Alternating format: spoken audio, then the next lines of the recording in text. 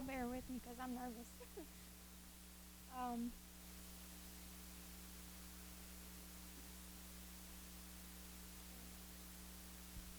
so I've been trying to write this down so I can stay on story and everything, but every time I would go to write it, I would get through my part. But when it came to the part where he was born, I couldn't anymore. Like, it was like God would not let me write this down, so I'm going to wing it. So first, I'm going to start with, for I know the plans for you, says the Lord. Because that verse got me through all of this. Because that was the worst part, was not knowing what was going to happen. Because, that's human. You want to know what's going to happen. You have to have control because, you ain't going to know a thing. But I guess I'll start with my part. I went to work that day. I worked all day, and then I came home, and my water broke at 19 weeks pregnant. And I called my mama because Josh was at work. And we went straight to the hospital, and Josh finally got there, and they came in there and was like, yeah, it's your water. And again, you're only 19 weeks pregnant. That's not livable if he's born. And they gave me a 1% chance of life. And I just remember crying and uncontrollably. I couldn't stop. Everybody else was crying, and we got through that first 24 hours of that 1% chance of not. So we went home, and I was put on bed rest for the next month, or more than a month. It was like, whatever, it was between 19 and 24 weeks.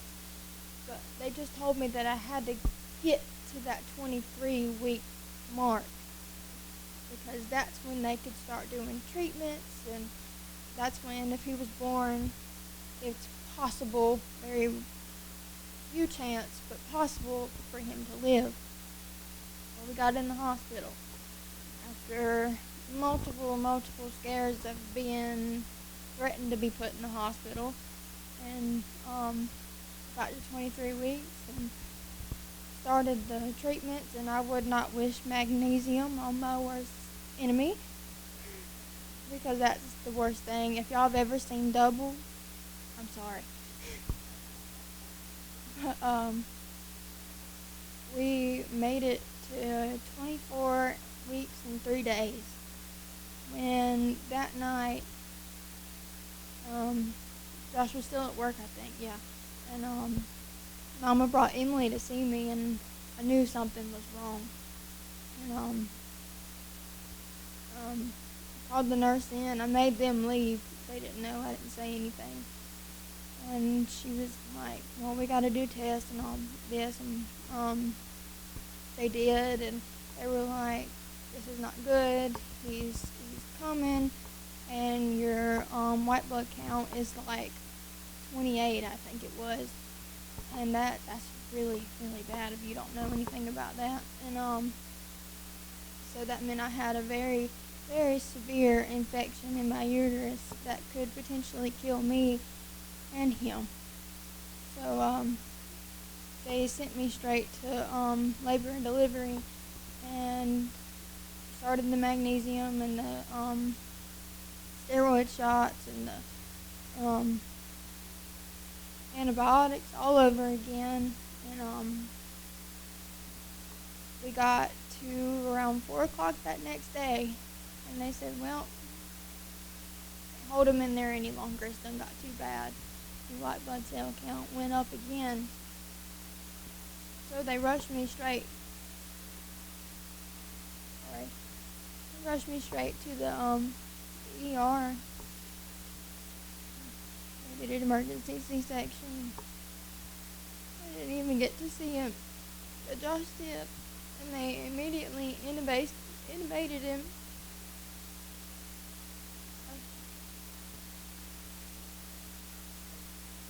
This is why I couldn't write it down. But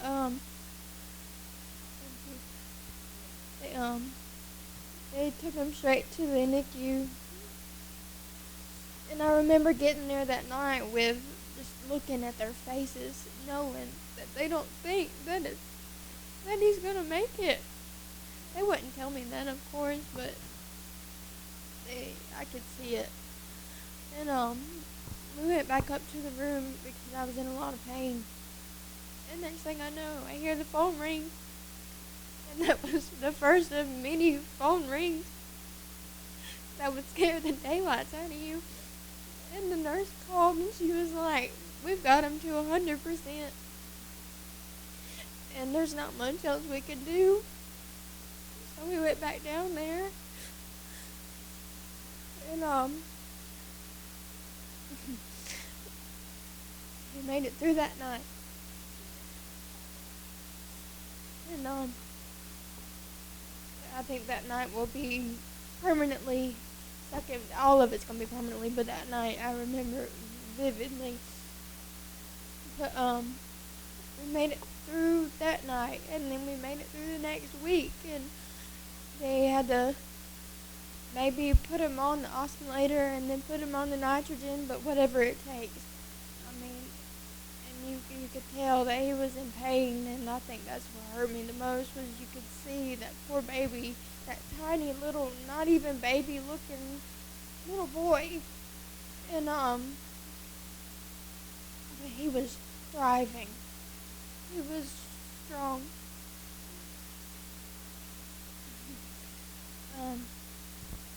But he was only 1 pound when he was born, and he had very premature lungs, as they had to do all the lung things, and then he was having so many more problems. I mean, they were worried about his kidneys. He wasn't peeing enough. They were doing all kinds of things. They were doing tests every 5 minutes. They had IVs coming out of his head and his belly button and everything. And I'm sure all of y'all have seen the pictures on Facebook, but those pictures don't do it justice. I mean, we were there every day, and okay, in the NICU, time stops. Like you just zone out from the world, and all you see is these babies surrounded in this room, and you're thinking, why does God do all this? Why does He make all these babies hurt so much? But then He said, because you get a miracle out of it. Because I don't know what I did to deserve that miracle, but He's a miracle. And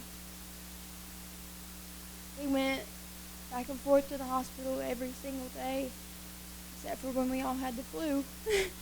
And that's the hardest thing I've ever been through. Just sitting there watching and not being able to do anything about it. And then there was a baby next to him, and this poor baby had been there for 8 months already.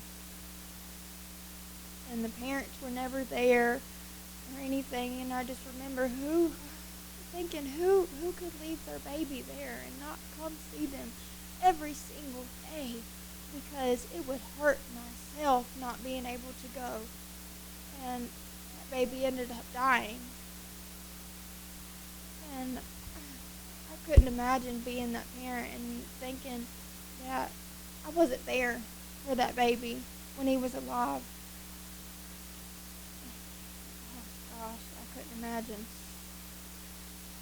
But we got all the way to about a month before he got out of the NICU, and they took his intubation out, and they had him on high flow, and then he strived from that and went on to low flow, and then he went all the way down to 0.3% of oxygen.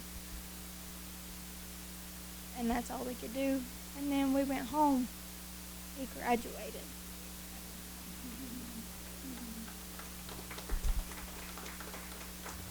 And nurses in that NICU, they have God surrounding them 24/7. Whether they know it or not, those are the most sweetest, most kindest, most, oh my gosh, the people in there are amazing. And I don't think I would have been able to get through it without them. I mean, my family, of course, but them, the friends and the relationships that we made in that place, I think are part of the reason that I had to go through that. Because you meet these people, and it's just so amazing. I mean, if you've ever been in the NICU, you know that Jaxson shouldn't have lived. That was all God. They told me at the end, they laid me out, told me that he didn't think he was going to make it. There was even a nurse that didn't primary him because she thought he was not going to make it. And we had doctors come up to me and we didn't do a thing. That was all God.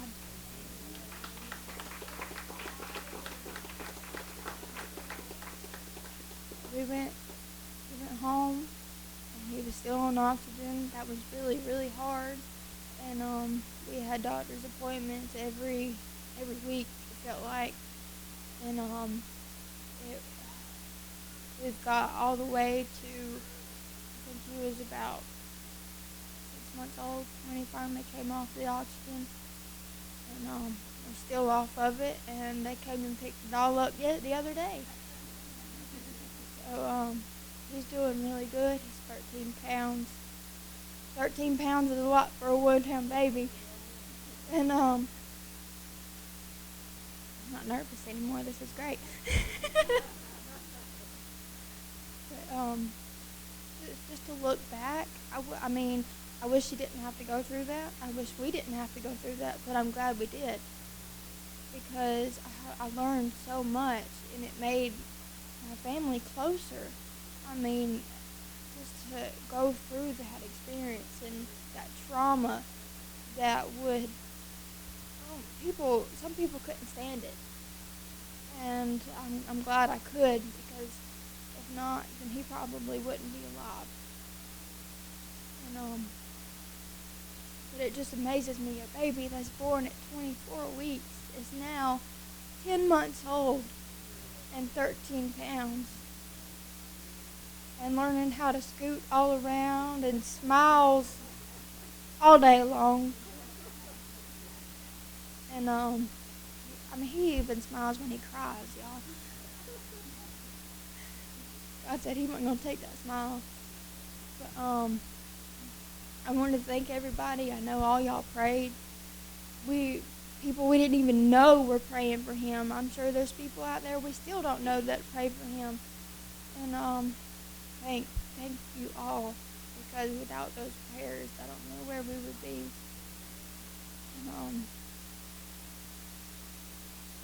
And the worst part about it is not really the worst part, but I didn't get to have my oldest daughter with me at all, and that tore me apart, because not being able to have the one baby I do have, that's fine, and then the one baby I can't have because he's gone. But I had both my babies took from me during that time, so that was really hard. And Josh had to work while I was at home, and he had to go back to work when he came home, and I'm blessed that I didn't have to go to work right off, and still not working right yet, but I'm glad, because Jaxson needed me. And God has blessed us, even though, it's been hard, but it's been possible. And again, thank y'all so much.